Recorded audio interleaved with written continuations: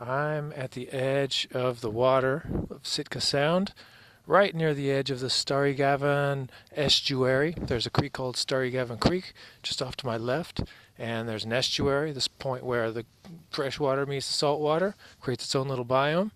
And the spot I'm in is actually right next to an historic fort that was built by the Russians and destroyed by the Tlingit indigenous people who lived here. It's about 6 miles away from the town of Sitka.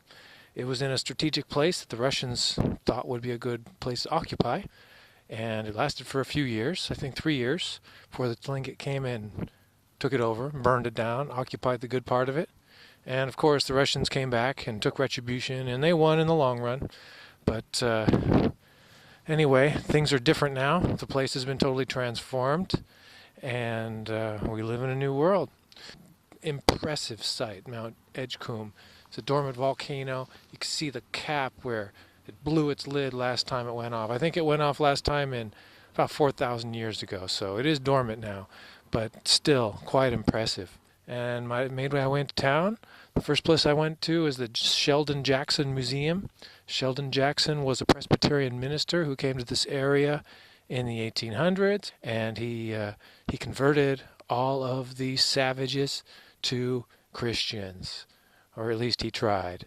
So there's a nice little museum. It's packed full of artifacts, interesting things like whaling suits, single-piece whaling suits that are made out of whale intestines. Then right down the road, just barely 2-minute ride, is the historic battleground.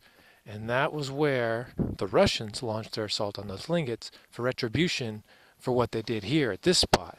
Yes, the Russians had cannons and all of that, and they ended up winning. Picturing the Russian ships coming into the bay, launching off their cannons, and history happened right there.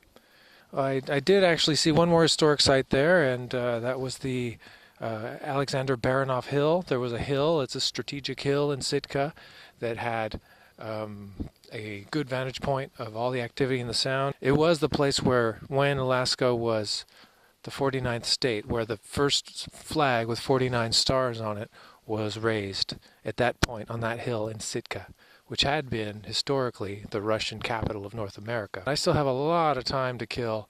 I don't have a real place to stay tonight because my ferry leaves at 2:15 in the morning.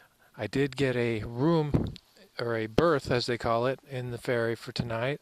So once I get in there, I will just be able to retreat to my own room and fall asleep. So that's kind of nice. I've never done that before. First time staying in a ferry berth.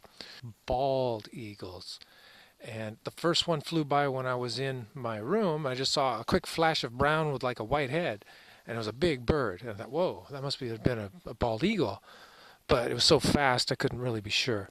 But then when I went out to the battleground site, then I started seeing a lot of them. I saw one up in a tree, flew down, landed in a tree, and just hung out up there and looked.